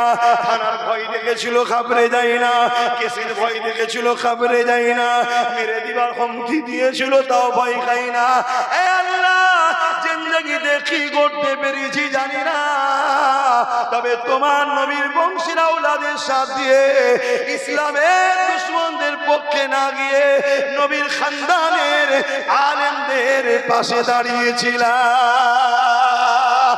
এ যুবকেরা, তরুণেরা, আল্লাহ নবী যখন বড় ছেলেটাকে ইজাজত দিয়ে দিল, ছোট ছেলেটা হঠাৎ করে বলে উঠলো, ইয়া রাসূলুল্লাহ, হাবিবাল্লাহ, লড়াইয়ের ময়দানে কে বড় কে ছোট বড় কথা নয়, যার গায়ে ক্ষমতা বেশি থাকে সেই তো লড়াইয়ের ময়দানে চান্স পায়। ইয়া রাসূলুল্লাহ, হাবিবাল্লাহ, ও আমার থেকে বড় হতে পারে কিন্তু ক্ষমতা আমার গায়ে বেশি। আপনি আমাকে লড়াই লাগিয়ে দেখো, ওকে আমি পরাজিত করে দেবো। নবী আমার সবই বুঝতে পেরেছে, কিন্তু নবী সাহাবাদেরকে লক্ষ্য করে বলে, এ বাবা সাহাবারা, দেখো গো, এই বাচ্চা দুটো আল্লাহর জন্য, নবীর জন্য মরণকে গলায় লাগাবার জন্য পেরেশান হয়ে আছে। আরো জোরে বলুন সুবহানাল্লাহ। সময় কম, আর আজকে আমরা কি করছি বলো? আমরা বাঁচার জন্য ছুটছি, বাঁচার জন্য। কোন জায়গায় গেলে একটুখানি বাঁচবো? এ বোকা, যার যেদিন মৃত্যু আছে, যেভাবে আছে সেইভাবে হবে। আমি আমার আগে কিছু কোনো পাহাড় আছে না, আমি ঘুরে বেড়াই কি করে? কেন আমি জানি পৃথিবীর কারো ক্ষমতা নেই আমার মৃত্যু থেকে 1 সেকেন্ডে আমায় আগে মৃত্যু দিতে পারবে। এইটা আল্লাহর উপরে আমার অগাধ বিশ্বাস যে আমার আল্লাহ যেদিন যেভাবে যেখানে যেটা কপালে লিখে রেখেছে সেটাই হবে। কথা শুনছেন? অতএব তোমাদেরও সেটা হবে। তুমি যদি লোহা সিন্ধুকের মধ্যেও ঢুকে বসে থাকো, পুরো সিল করে অক্সিজেনের সিলিন্ডার নিয়েও, তোমার যেদিন যে সময় যে সেকেন্ডে মৃত্যু হবার, ওই সিন্ধুকের মধ্যে গিয়েও তোমার জান কবজা হবে। মাইকেল জ্যাকসন নাম শুনেছেন? পৃথিবীর সেরা নাকি ড্যান্সার ছিল, ড্যান্স করত। পুরো পৃথিবীতে কয়েক মিলিয়ন কোটি লোক তাকে ভালোবাসত। এত নাকি সে ড্যান্স দেখাতো, যেখানে নাচ করত পুরো মানুষ অটোমেটিক নাচতো তার সাথে। আর টাকা তার অভাব ছিল না। সেই মাইকেল জ্যাকসন সে টার্গেট নিয়েছিল, আমি 150 বছর বাঁচবো। কত বছর? তার জন্য পৃথিবী বিখ্যাত 12টা ডাক্তারকে 24 ঘন্টা তার সাথে রাখতো। সে যেখানে ঘুমতো একটা কাঁচের অক্সিজেনের প্ল্যান্টের মধ্যে, তার ভেতরটাই পুরো অক্সিজেন সিস্টেম দিয়ে এইভাবে ঘুমতো, যেন কোনো সময় না অক্সিজেন সমস্যা হয়। তার চুল থেকে নখ পর্যন্ত প্রতিটা টাইমে চেক হতো, তার খাদ্যকে প্রতিটা টাইমে চেক করা হতো। এক একটা ডাক্তারকে মাসে কয়েক কোটি টাকা করে মাইনে দিত। উদ্দেশ্য কি ভাই? 150 বছর, জোরে বলুন, বাঁচবো। 70 পার হয়নি, কি পার হয়েছে হয়েছে। হঠাৎ এক রাত্রিরে নিঃশ্বাসের সমস্যা হলো। সব ডাক্তার মিলে চেষ্টা করলো, তাকে রুখতে পারল না। শুনছেন? যখন চলে যাবার সময় ডাক্তার হাত তুলে দিয়েছে, ওই টাইমে তার মধ্যে একটা চেতনা এসছে, তার মধ্যে একটা চেতনা এসছে যে এত কিছু করেও আমি বাঁচতে পারছি না, তাহলে কেউ একজন পাওয়ার আছে, কেউ একজন পাওয়ার আছে। কিছু কিছু সাংবাদিক বলেছে ওই সময় সে ইসলাম কবুল করে নাম তার দিয়েছিল মাইকেল থেকে মেকাইল জ্যাকসন। আমি জানি না তো ডিফারেন্স, কিন্তু আমি যেটা বলতে চাইছি সে মারা গেল, কেন ওই সময় ওর মারা যাবার ডেট ছিল। দেখুন দুটো বাচ্চা, তাদের তামান্না দেখুন, তারা জুলুমকে মিটাতে চায়, তারা হকের পক্ষে দাঁড়াতে চায়। চোখের সামনে দেখছে জুলুমের শক্তি বেশি, জুলুমের হাতে অস্ত্র, জুলুমের হাতে ক্ষমতা বেশি, আর এরপরও তারা মোহাম্মদ রসুলের সাথ ছাড়ছে না। নবী তাদেরকে বুঝিয়ে বুঝিয়ে ঘরে পাঠাচ্ছে। লাস্টে বলছে কুস্তি লাগান, বড় ভাইকে হারিয়ে দেবো। রসুল মুচকি হাসলেন। কুস্তি লাগানো হলো, বড় ভাইকে ছোট ভাই বলতে লেগেছে, ভাই রে তুই তো রসুলের সাথে বদরে দাঁড়াবার চান্স পেয়ে গেলি, কিয়ামতের দিন আল্লাহকে বলবি আমি রসুলের পক্ষে ছিলাম, আমাকে কেন সুযোগটা দিবি না? আমি তোকে হালকা টাচ করব, তুই জমিনে পড়ে যাবি, আমাকে তাহলে যাবার সুযোগটা হয়ে যাবে। জোরে বলুন সুবহানাল্লাহ, আরো জোরে বলুন সুবহানাল্লাহ। কথা মতো কাজ, বড় ভাইকে হালকা টাচ দিল, জমিনে পড়লো। ছোট ভাই খুশি হয়ে বলছে, হুজুর দেখুন আমি বড় ভাইকে হারিয়ে দিয়েছি। আল্লাহ নবী বড় খুশি হলেন। খুশি হয়ে নবী হাত তুললেন, আল্লাহ, নবী হাত তুলেছে, আল্লাহ এই দুটো বাচ্চা আপনাকে কত ভালোবাসে, আমি মোহাম্মদ রসুলকে কত ভালোবাসে। আল্লাহ আমি মোহাম্মদ দোয়া চাইছি এই দুটো বাচ্চা যেন বদরের শহীদ না হয়ে যায়। জোরে বলুন সুবহানাল্লাহ। নবী যখন দোয়া চেয়েছে হবে, কথা বলছেন না কেন?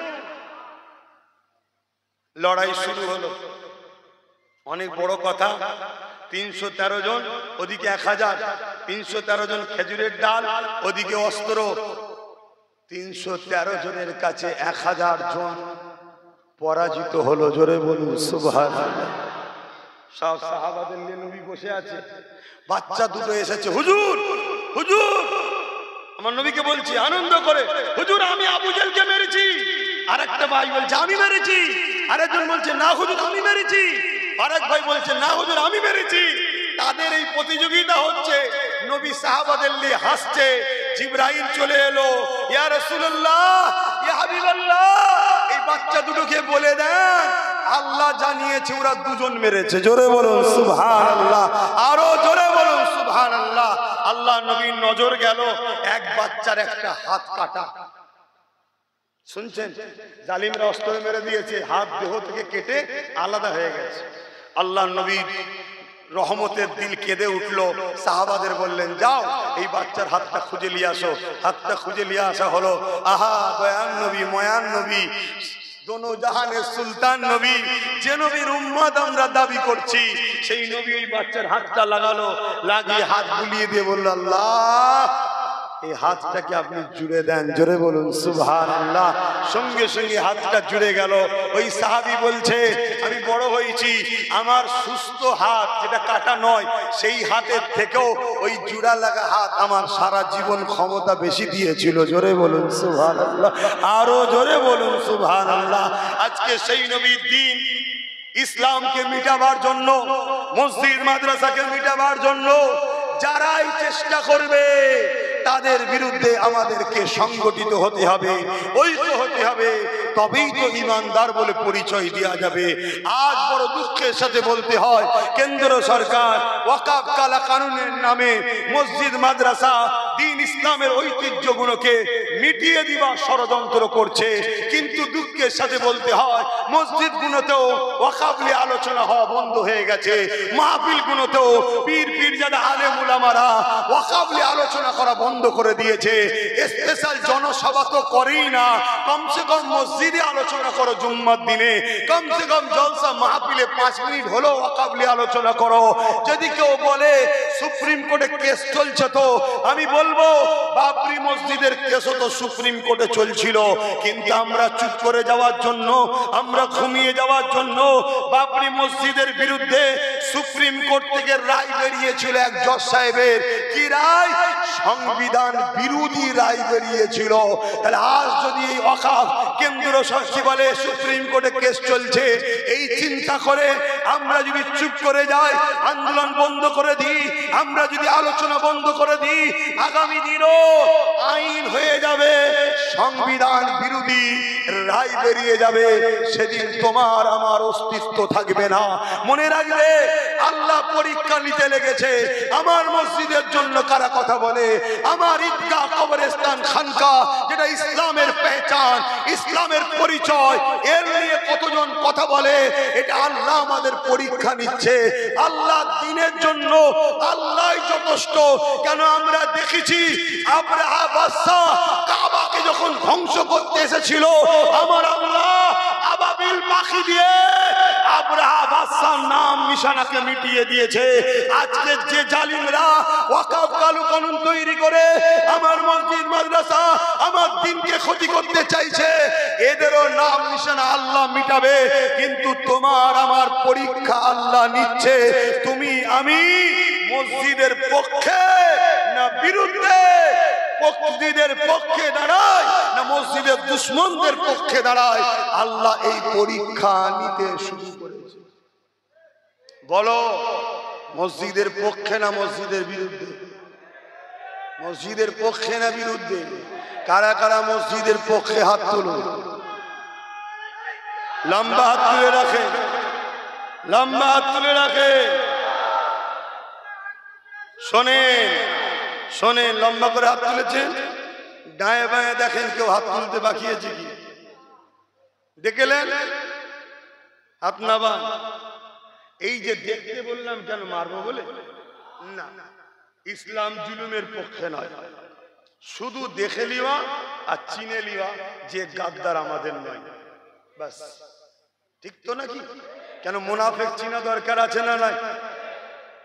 তাই আমি অনুরোধ করব প্রত্যেকটা ইমাম ভাইকে, প্রত্যেকটা ওয়াইজিনকে অনুরোধ করব, মসজিদের দুলাইন হলো জুম্মার দিন বলুন। কি বলবেন? যে ওয়াকফ আমাদের সম্পদ, বাঁচাবার জন্য ভাইয়েরা মুসল্লিরা লড়াই বন্ধ করো না, লড়াই চালিয়ে যাও। যারা আমার ওয়াকফের নয় তারা আমাদের নয়, এতটুকু বলা দরকার আছে না? বাস। আর ওয়াইজিনরা যে ইসলামের দোহাই দিয়ে পেট চলছে, সেই ইসলামের সম্পদ, সেই ইসলামের ঐতিহ্য মসজিদ মাদ্রাসার জন্য 5 মিনিট হলো বলা দরকার আছে না? না। আলহামদুলিল্লাহ, আজও আল্লাহ আমাকে বলাচ্ছে। আমি সংক্ষেপে আপনাদের বলে যাচ্ছি, আল্লাহ নবীর হাদিস শুনছেন সবাই? নবী পাক বললেন, অন্যায় দেখলে হাত দিয়ে রোখো। অন্যায় দেখলে কি দিয়ে রোখো? একটু সাড়া দেবেন, একটু সাড়া দেবেন। কেন 9টা বেজে গেছে, যাওয়ার সময় হয়ে গেছে আমার।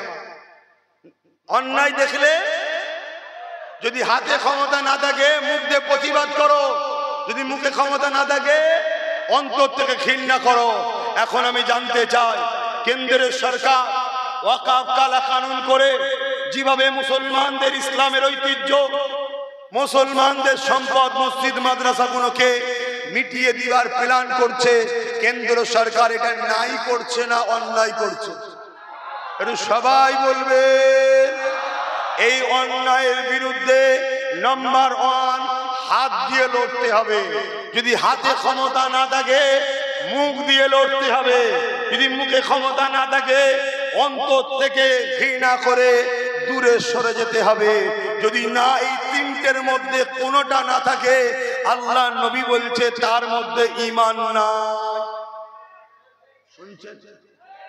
দ্বিতীয় নম্বর কথা, এই বাংলার মুখে মসজিদ বাঁচাও, মাদ্রাসা বাঁচাও, খানকা বাঁচাও, ঈদগাহ বাঁচাও, কবরস্থান বাঁচাও, কেন্দ্র সরকারের বিরুদ্ধে আন্দোলন হবে।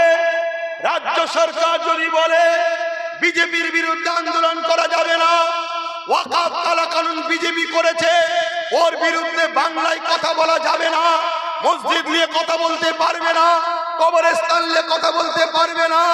আমি এই কওমকে জানতে চাই, রাজ্য সরকার এটা ঠিক বলছে না অন্যায় বলছে? জোরে বলো, হাত তুলে বলো। তাহলে রাসূলুল্লাহর হাদিস, অন্যায়ের বিরুদ্ধে হাত দিয়ে লড়ো, রাজ্য সরকারের বিরুদ্ধে হাত দিয়ে লড়তে হবে। যদি হাতে ক্ষমতা না থাকে, মুখ দিয়ে প্রতিবাদ করতে হবে। এ রাজ্যের সরকার, তুমি এই কথা বলেছো, অন্যায় বলেছো, হয় ক্ষমা চাও, অন্যায় ভোটটা গিয়ে দিল্লিতে চাও। এই কথা বলা দরকার আছে না নাই? তিন নম্বর কথা, যদি মুখ দিয়ে বলতে নাও পারো, রাজ্য সরকারের এই অন্যায়ের জন্য একে ঘৃণা করে এর থেকে সরে যেতে হবে। এই তিনটার মধ্যে কোনোটা যদি না পাওয়া যায়, তার মধ্যে রাসূলুল্লাহর হাদিস অনুযায়ী ঈমান নাই, ঈমান নাই, ঈমান নাই।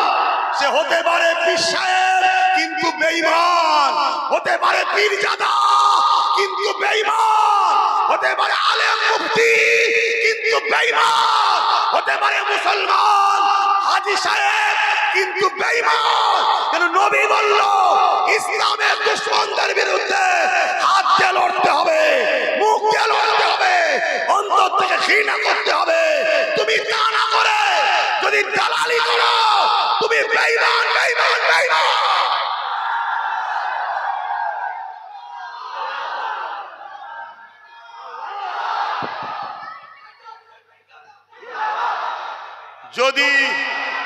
যদি বেঈমান টিমে কোনো মুফতি মাওলানা মনে করে আমার ভুল ফতোয়া হচ্ছে, ওপেন চ্যালেঞ্জ দিচ্ছি, আমি বাহাসের জন্য প্রস্তুত।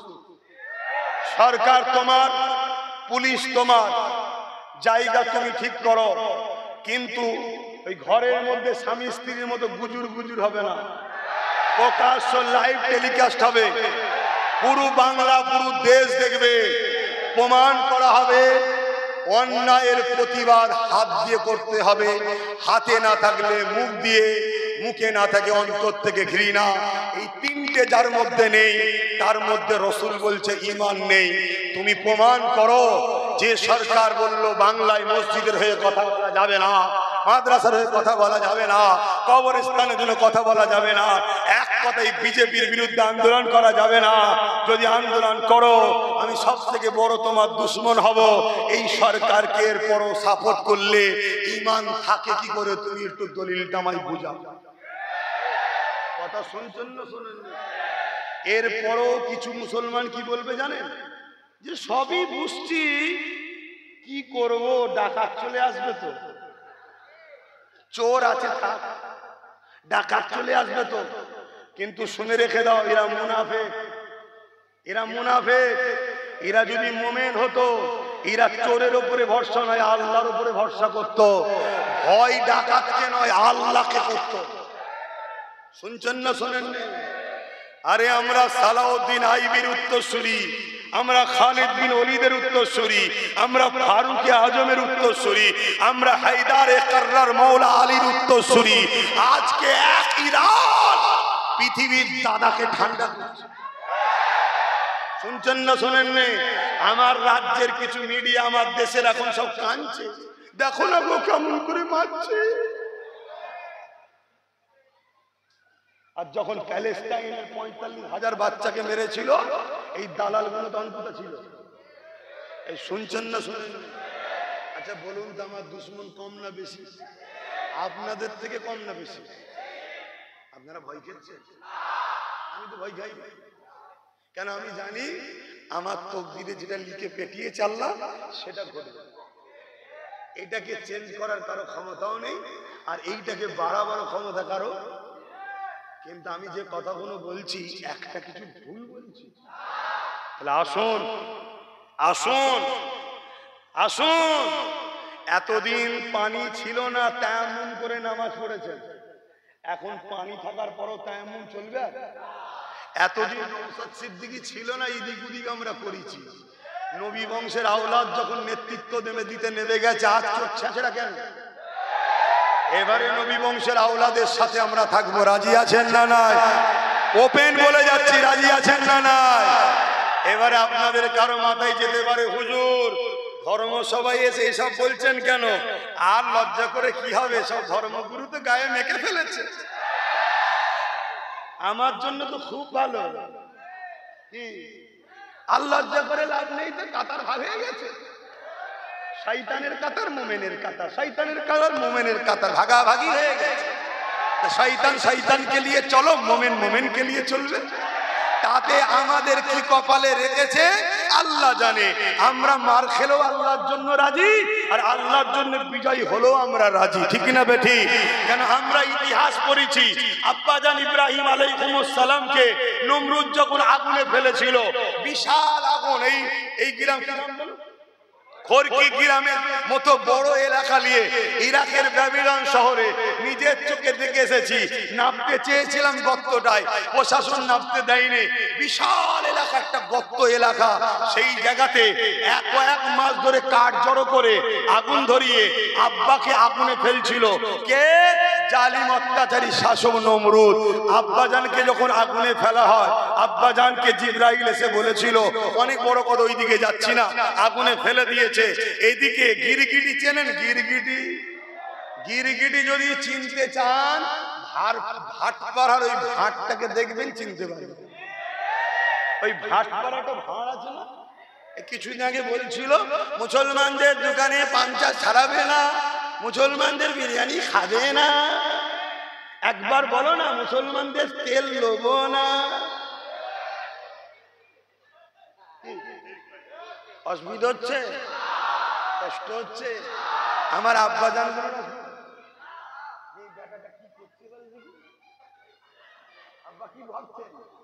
আব্বা কোনোকে জিজ্ঞেস করছে, আব্বা আমি তো আপনাদের ছেলে, পীরের বাচ্চা, মানে আপনারা আমার বাপের ভাই, পীর ভাই আমার বাপের, আমরা তো আপনাদের সন্তান, বলুন বাবাজি কি ভুল করছে নাকি? একটু বাপেরা বলুন, হ্যাঁ কি না বলবেন তো, ভুল করছি নাকি? আবার বাপেদের টেনশন হচ্ছে, ওই বেটা বলতেও পারছি নি, কোথা কি ফটো তুলে নেবে, কালকে জেল দেবে। মুরব্বী কোনো নিরাপদে আছে নাকি? 80 বছরের বুড়োকে এই সরকারের লোকেরা রেপ কেসের আসামি বানিয়েছে। এরা কত বড় অমানুষ বুঝতে পারছেন? 80 বছর বয়স, কেস দিয়েছে কি? রেপ করেছে। কত বড় জঘন্য ভাবতে পারছেন? তবে আমি দুটো কথা বলবো। একটা কথা যেটা বলছিলাম, আব্বাকে যখন আগুনে ফেলেছে, গিরগিটি এসে ফু দিচ্ছে যাতে আগুন ধরে। আচ্ছা বলুন তো, এই বিশাল আগুন ধরে আছে, ওতে গিরগিটির ফুঁয়েতে আগুন কি কিছু বাড়বে কমবে, কিছু ব্যাপার আছে? কিন্তু গিরগিটি ইব্রাহিম নবীর পক্ষে না বিরুদ্ধে? আর আজ নাই চেনেন, ও এসে চোঁচে করে পানি নিয়ে এসে দিচ্ছে। আচ্ছা বলুন তো, আজনায়ের চোঁচের পানিতে ওই আগুন কমা বাড়ার কিছু আছে? কিন্তু ইব্রাহিম নবীর পক্ষে না বিরুদ্ধে? আল্লাহ খুশি হয়ে গেল, জিবরাইল ফারিস্তাদের নিয়ে দেখাচ্ছে, দেখ আমারই সৃষ্টি দুটো, একটা গিরগিটি আর একটা আজনাই। দেখ আজনাই আমার ইব্রাহিমের পক্ষে প্রমাণ দিচ্ছে, আর গিরগিটি আমার ইব্রাহিমের বিরুদ্ধে প্রমাণ দিচ্ছে। তাই আমি আল্লাহ গিরগিটিকে মারা জায়েজ করে দিলাম, আজনাইকে মারা না জায়েজ করে দিলাম। আমরা গুটি কত লোক, আমরা মসজিদ মাদ্রাসার পক্ষে না বিরুদ্ধে আল্লাহকে দেখাবো, ঠিক না? আমরা নবী বংশের আওলাদের সাথে ইনসাফের পক্ষে না বিরুদ্ধে আল্লাহকে দেখাবো। যদি আমাদের দ্বারা উপকার হবে কি হবে না পরের কথা, কিন্তু আমার আল্লাহ তো দেখছেন যে এই বান্দাগুলো হকের পক্ষে, গরিবের পক্ষে, বিধবার পক্ষে, মজলুমের পক্ষে, জালিমদের বিরুদ্ধে, অত্যাচারীদের বিরুদ্ধে, মসজিদ মাদ্রাসা কবরস্থানের বিরুদ্ধে। শুনছেন তো নাকি? আল্লাহ পাক আমাদেরকে তো ওই আজনায়ের মতো আখিরাতে নাজাত দিতে পারে না? পারে না? কথা কিছু মাথায় ঢুকছে? এরপরও বলে যাচ্ছি, আমাদের যা ক্ষমতা আছে সেঞ্চুরি পার করতে আমরা পারি। কিছু মাথায় ঢুকছে? সেঞ্চুরি পার করতে পারি যদি আমরা একটা ভয়কে কাটাতে পারি। ওই ভয়টা কি? ডাকাত চলে আসবে। কি ভয়? ডাকাত চলে আসবে। আপনারা আমাকে কারা কারা বিশ্বাস করেন একটু হাত তুলে দেখাবেন? সত্যি বিশ্বাস করেন? আমি আপনাদেরকে বলছি, ডাকাত তো একদিন ঢুকবেই, ডাকাত একদিন ঢুকবেই, শুধু মহলটা তৈরি হচ্ছে। কেন এখন যদি ডাকাত ঢোকে, ডাকাত মার খেয়ে ফার্স্ট হয়ে যাবে। শুনছেন না শোনেননি? কেন ডাকাতও জানে পশ্চিমবাংলার ভৌগোলিক পরিস্থিতি কিন্তু ভালো নয়। পশ্চিমবাংলা আর অন্য রাজ্য দুটো কিন্তু এক নয়। 2011 বলেছিল 33%। ছেলে ভুলে কি হওয়া সব বন্ধ নাকি? আমি শুনেছি ইসরায়েলে নাকি আল্লাহ এমন জায়গায় বোম মেরেছে ওদের ছেলে হয় না। শুনেছেন তো নাকি? হ্যাঁ, ছেলে হতে গেলে দুটো জিনিস লাগে, পুরুষদের একটা জিনিস আর মায়েদের একটা জিনিস। মায়েদের ডিম্বাণু লাগে আর পুরুষদের শুক্রাণু লাগে, তাই তো নাকি? এই দুটো জিনিসই ইসরায়েলেদের আর হয় না। পুরুষদের শুক্রাণু হয় না আর নারীদের ডিম্বাণু হয় না। যদি নারীদের ডিম্বাণু হতো, আমেরিকার থেকে নাকি ধার সন্তান ছেলে করে নিত। ওটাও খোদা বন্ধ করে দিয়েছে, মেয়েদের হবে না। আমার কথা খারাপ না? আরে ওরা যে লাইনে সে লাইনে বলছে, অসুবিধা কি? এত বড় অবৈধ না হলে এভাবে নিরীহ নিরীহ বাচ্চাগুলোকে মারে। একটা 3 বছরের বাচ্চাকে 300 গুলি করেছে। একটা 3 বছরের প্যালেস্টাইনের মুসলিম কন্যাকে 300 গুলি করেছে ইসরায়েলের সৈন্যরা। এরা কত বড় অবৈধ, বুঝতে পারছেন? আবার দেখবেন আমার দেশের কিছু লোকের আবার কষ্ট হবে। কেন আমার দেশের কিছু লোক আছে, এরা নিজেরা বিধবা হওয়া পছন্দ করে, সতীনের ঘর করতে দেবে না। তাতে স্বামী মরে যায়, মরে যায়। বোঝেন তো নাকি? স্বামী মরে যায়, মরে যাক, আমি তাতে বিধবা হয়ে যাই তাও ভালো, সতীনের ঘর করতে দেবো না। আমার দেশের এরকম কিছু লোক আছে। কিছুদিন আগে দেখলেন না, ডোনাল্ড ট্রাম্পের পুজো করি আর করি, তারপরে ওই ডোনাল্ড ট্রাম্প কি করলো? ভারতীয়দের হাতে পায়ে দড়ি বেঁধে পাচাই লাথি মেরে সব বার করছে। শুনছেন না? শোনেন? আর আমরা যদি মাথায় থাকতাম, ডোনাল্ড ট্রাম্পের কান ধরে মুলে দিতাম, এই শয়তান পাকামু ধরিছিস কেন? কলজে নেই, 56 ইঞ্চি শুধু নাকি বডি আছে, ভেতরে কিচ্ছু নেই। ঢোল কোম্পানি দাদের মলম, খালি কলসি বাজে বেশি। শোনেন তাহলে কি বলছিলাম? ডাকাত তো আসবেই। ডাকাত আগে চোরকে দিয়ে বাজারটা ঠিক করছে। কেমন বাজার? বুঝাবার জন্য বলছি, বুঝাবার জন্য বলছি। শুনছেন দেখি?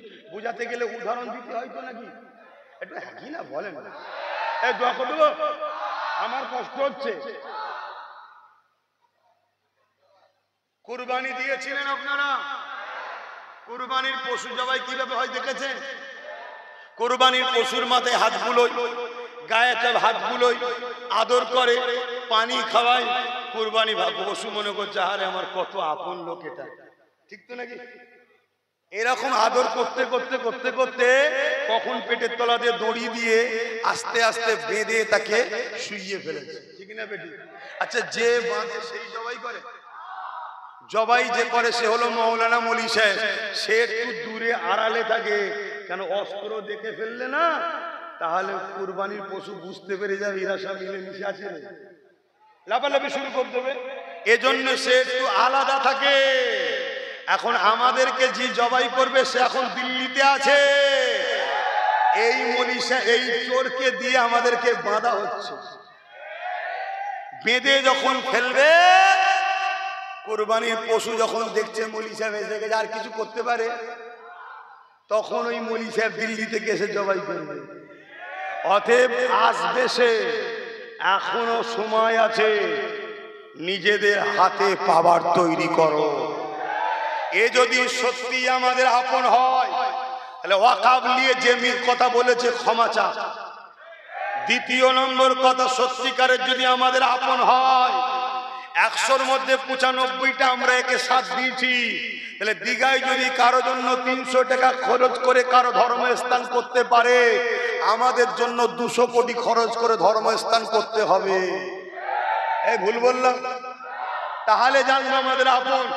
3 নম্বর কথা হলো, ক্ষমা চাওয়ার পরও 200 কোটি খরচ করতে হবে। এরপরও আরেকটা অপশন আছে, কি? আমাদেরকে গোলাম হিসাবে খাটালে হবে না, আমাদেরকে রাজনীতির পার্টনারে নিতে হবে। শুনছেন তো নাকি? অর্থাৎ চেয়ারের 4টে পায়া আর 1টা পায়া আমাদের ঘরে দিতে হবে। কেন চাইছি? আজকে খুব ঠান্ডা মাথায় ভেবে দেখো, ধরো ইনি ক্ষমতায় বসে আছে, 4টে পায়ার মধ্যে 1টা পায়া যদি আমাদের হাতে থাকতো, তাহলে ওই চেয়ারে বসে বলতে পারতো দিল্লি যাও। কেন জানে 1টা পায়া অন্যজনের পা খুলে নিলে আমি পড়ে যাব। তাহলে আমাদের পাওয়ারের দরকার আছে না? না। বাস, আমি আব্বাস সিদ্দিকী হুজুর জলসা করব, ঠিক আছে, তুমি ইমাম সাহেব নামাজ পড়বে, ঠিক আছে, কিন্তু তোমাকে আমাকে ভাবতে হবে এই যুব সমাজকে নেতৃত্ব দিয়ে এদের ঘরে সামনে আগিয়ে পাওয়ার তৈরি করতে হবে। আর না হয় আমি তুমি খেটে খেটে খেটে খেটে ভিত কাটবো, দেয়াল তৈরি করব, কলম তৈরি করব, ঢালাই দেবো, আর ঘর হয়ে যাওয়ার পর তারা থাকবে আর আমাদেরকে বলবে দিল্লি চলে যাও, কালকে বলবে পাকিস্তানে যাও। তাহলে নিজেদের হাতে পাওয়ারের দরকার আছে না? না। এজন্য আব্বাস সিদ্দিকী 2021 থেকে নওশাদকে নিয়ে বিয়ে বুঝাচ্ছে যে আমাকে ওকে সাথ দে। ভুল করছি? আজকে সুপ্রিম কোর্টে রাজ্য সরকার কেস করেনি, নওশাদ কিন্তু কেস করেছে। ওর সাথে যদি 40টা থাকতো, কেস বাড়তো না কমতো? তাহলে উপকার হতো না ক্ষতি হতো? বিভিন্ন রাজ্যে আমাদের ছেলেরা কাজ করে মারছে, একবারও মুখ খুলেছে? নওশাদ কিন্তু মুখ খুলেছে। আমার আর একদল ভাই আছে যাদেরকে আল্লাহ একটু ক্ষমতা দিয়েছে, তাদের উদ্দেশ্য করে বলছি, শোনো, তোমাকে প্রথম চুষবে, তারপরে তেজপাতার মতো ফেলে দেবে, আবার একটা নিয়ে আসবে, তোমাকে তার দ্বারা সাইজ করবে, তাকে চুষবে, আবার তেজপাতার মতো ফেলে দেবে। তাই মুসলমান, নুন হও, তেজপাতা নয়। কি হও? নুন। নুন বেশি নিলেও বিপদ, আর না নিলেও বিপদ। অতএব আমাদের ছাড়াও চলবে না, আর আমাদেরকে গিলে ফেলবো এ ভাবারও স্বপ্ন দেখবেও না। কেন? জহর। কথা মাথায় ঢুকেছে? এখন বলুন, যা কিছু আলোচনা করেছি, এই আলোচনায় আমার উপরে কেউ বেজার হলে একদম আল্লাহকে সাক্ষী রেখে হক কথা বলুন, বেজার হয়েছে? বেজার যদি না হন, ওয়াকাব বাঁচাবার জন্য আগামী দিন আপনাদের এলাকা আন্দোলন করব, আপনারা আমার ডাকে সাড়া দেবেন তো নাকি? কথা বলুন, সাড়া দেবেন তো নাকি? আপনার সব জায়গায় করে করে, সব জায়গায় ওয়াকাব আন্দোলন করে করে মানুষকে জাগিয়ে জাগিয়ে জাগিয়ে শেষ পশ্চিম বাংলার রাজধানী যে জায়গায় আমার ক্ষমতা আছে, কলকাতাতে আমি নিয়ে যাব ব্রিগেডে। আমার ডাকে খবর পেলে নিজেদের গাঁটের পয়সায় খারি খরচ করে, নিজেদের পয়সায় খেয়ে কারা কারা ওয়াকাফের জন্য, ইনসাফের জন্য ব্রিগেড যেতে রাজি আছে? এ হাত ধোকা নয় তো? এ হাত ধোকা নয় তো? এ হাত ধোকা নয় তো? আলহামদুলিল্লাহ, নারে তাকবীর, আরো জোরে নারে তাকবীর, লাব্বাইক। হাত তুলে তুলে বলুন লাব্বাইক, লাব্বাইক। আপনারা বলবেন ইয়া রাসূলুল্লাহ, লাব্বাইক, লাব্বাইক, লাব্বাইক, লাব্বাইক। নারে দিবা, নারে দিবা। ভারতবর্ষ, ভারতবর্ষ, পশ্চিম বাংলা, ভারতবর্ষের সংবিধান, ভারতবর্ষের ঐক্য নারে দিবে। আপনাদের ক্ষতি করার জন্য চিল্লালাম তো, দিন ইসলামের ক্ষতি করার জন্য চিল্লালাম তো। ও আমি আর আমার ভাই হলাম ইসলামের দুশ্মন, এই জন্যই তো সুপ্রিম কোর্টেও কেস করেছে, আর আজও আমি চিল্লাচ্ছি, আর বাকি সব এক হুমকিতে ঘরে ঢুকে গেছে। তবে আমি তাদেরকে অনুরোধ করব, বেরিয়ে আসেন ভাই, আসেন। আমি আব্বাস সিদ্দিকী ওপেন ডাক দিচ্ছি, আলেম উলামা ইমাম মাওলানা মুফতি আসেন। সামনে দাঁড়াতে হবে না, পিছনে সাইডে আসেন। যদি বুলেটের গুলি খেতে হয় আগে আমি খাবো। দেখি কোন মায়ের লাল জন্ম হয়েছে, ইসলামকে মিটাতে চাইছে, তাদেরকেও একটু আমাদের দেখা দরকার আছে না না? আজ আমাদের সব থেকে বড় ক্ষতি করেছে আমার কওমের একদল মুনাফিক উলামা আর একদল মুনাফিক মুসলিম নেতারা।